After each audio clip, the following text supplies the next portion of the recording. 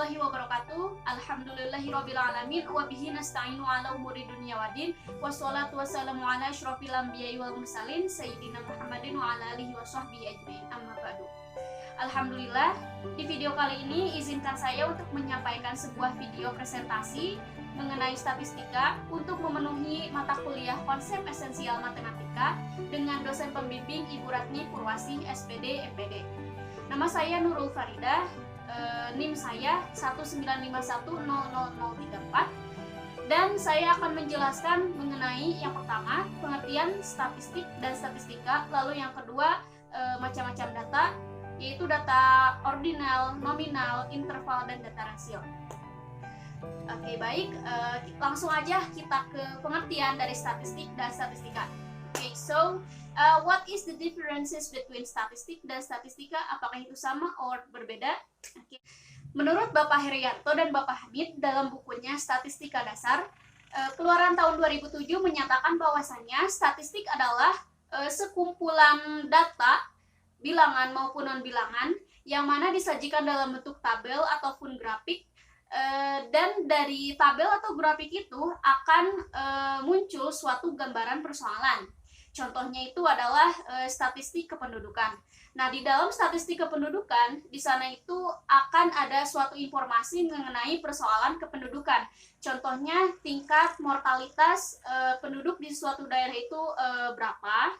Lalu yang kedua itu tingkat fertilitas atau kelahiran dari penduduk itu seperti apa, dan dinamika penduduknya di suatu daerah itu seperti apa. Itu dia dapat dapatkan dari data statistik itu. Oke.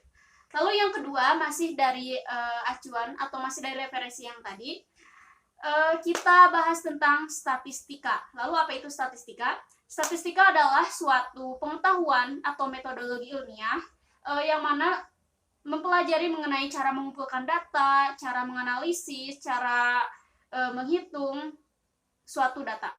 Oke. Jadi berbeda ya antara statistik dan statistika. Statistika itu adalah ilmunya, dan statistik adalah hasil dari pengolahan metodologi statistika. Perlu kita ketahui bahwasannya metodologi statistika ini sangatlah bermanfaat, utamanya bagi para ilmuwan ataupun bagi siapa saja yang ingin melakukan riset atau penelitian. Karena dari riset atau penelitian itu akan mengembangkan bidangnya, akan mengembangkan suatu bidang. Contohnya para ilmuwan atau para psikolog melakukan metodologi statistika untuk mengetahui psikolog seseorang, perkembangannya, dan lain sebagainya. Seperti itu. Okay, well. Lalu yang kedua, langsung saja kita masuk ke macam-macam data. Lalu untuk macam-macam data, saya mengambil referensi dari buku J. Supratno yang berjudul Statistik, Teori, dan Aplikasi tahun 2008, menyatakan bahwasannya data itu terbagi menjadi 5 macam. Yang pertama itu data menurut sifatnya, lalu data menurut sumbernya, data menurut cara memperolehnya, data menurut waktu pengambilannya, dan yang kelima itu data menurut skala pengukurannya. Oke, baik, kita runut satu-satu secara singkat. Yang pertama itu data menurut sifatnya. Data menurut sifatnya itu terbagi menjadi 2. Yang pertama itu data kualitatif, dan yang kedua itu ada data kuantitatif. Data kualitatif adalah data yang dikategorikan menurut kualitas objek. Jadi data ini berbentuk sifat, bukan angka. Contohnya itu seperti ranking di kelas. Nah, ranking di kelas ada ranking 1, ranking 2, ranking 3. Walaupun ada kata 1, 2, 3 itu adalah angka, tapi yang dimaksud dengan data kualitatif itu bukan angkanya, karena angkanya itu tidak dihasilkan dari pengukuran. Tetapi angka ranking 1, ranking 2 itu adalah suatu kualitas. Seperti itu. Yang kedua ada data kuantitatif. Data kuantitatif adalah data yang dihasilkan dari pengukuran, perhitungan, dan berbentuk angka. Contohnya produksi padi meningkat 10%, berarti 10% tersebut adalah hasil dari pengukuran atau perhitungan oleh seseorang yang meneliti produksi padi tersebut. Berarti itu masuknya ke data kuantitatif. Oke. Dan juga data kuantitatif itu terbagi 2. Ada data diskrit dan ada data kontinu. Oke, bagian pertama dari pembagian data kuantitatif adalah data diskrit. Data diskrit itu adalah data yang memiliki batasan dan bersifat bulat. Contohnya adalah pengunjung mall. Misalnya dalam suatu hari yang mengunjungi mall itu ada satu orang. Nah, pasti ya datanya itu harus bulat, bilangannya itu harus bulat. Jadi gak mungkin ada 1,5 orang. Ada satu orang yang mengunjungi lalu setengah lagi itu apa? Nah, kalau di data diskrit itu tidak boleh. Lalu bagian kedua dari data kuantitatif adalah data kontinu. Adapun data kontinu itu adalah data yang bertolak belakang dengan data diskrit. Berarti dia itu tidak bulat, lalu dia itu tidak memiliki batasan. Contohnya itu misalnya orang yang demam. Orang yang demam itu memiliki suhu misalnya 41 derajat Celcius. Nah, nilainya itu boleh saja tidak bulat, misalnya 41,5, 41,6, sekian.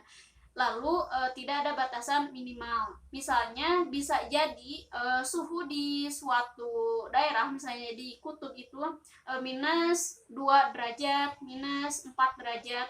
Jadi bisa minus ya. Demikian adalah macam-macam data menurut sifatnya. Lalu selanjutnya ada data menurut sumbernya, yaitu data internal dan data eksternal. Saya tidak akan menjelaskan secara rinci. Lalu yang ketiga itu ada data menurut waktunya, yaitu ada data cross section dan data berkala.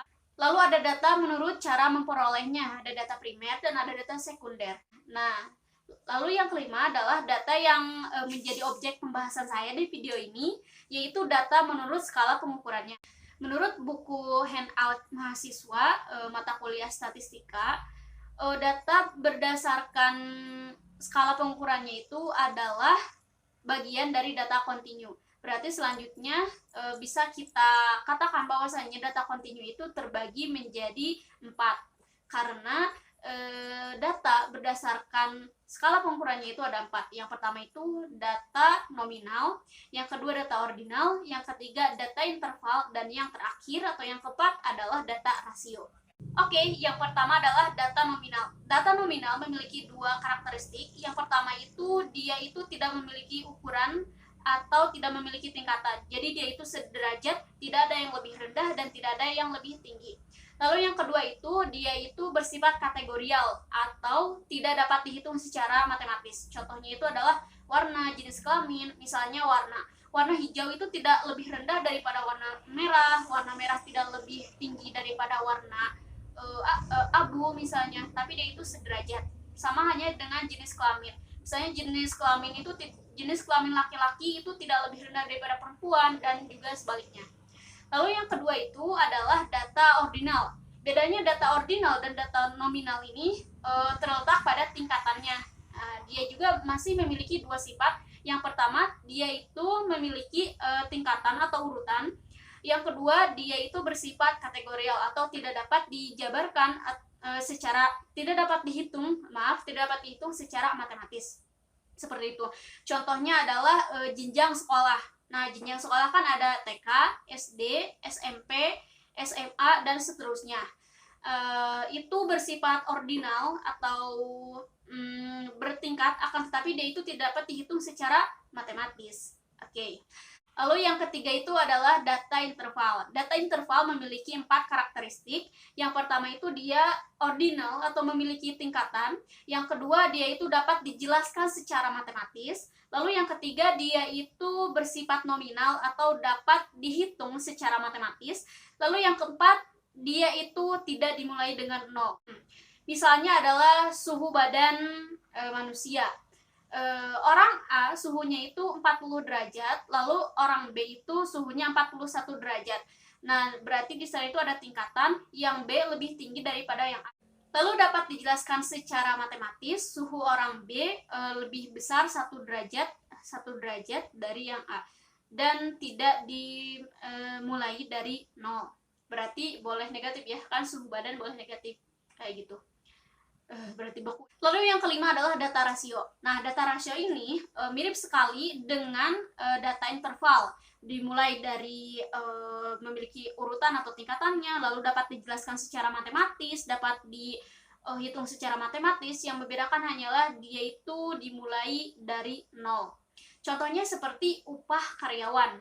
Nah, upah karyawan itu bisa dihitung secara matematis dan tentunya memiliki tingkatan, oh sini upahnya lebih tinggi daripada yang B, misalnya daripada yang lain, seperti itu. Dan juga dimulai dari nol. Kan ada juga orang yang bekerja dengan 0 rupiah atau sukarelawan berarti ya. Mungkin itu penjelasan dari saya. Sekian, mohon maaf bila ada kekurangan dari saya. Yang salah dari saya sendiri, yang benar hanyalah dari Allah.